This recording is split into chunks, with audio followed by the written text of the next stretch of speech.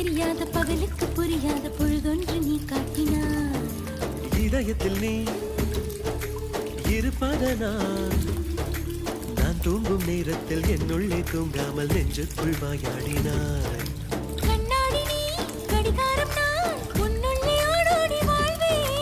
காதல் எனும் கடுதாசி நீ என்றென்றும்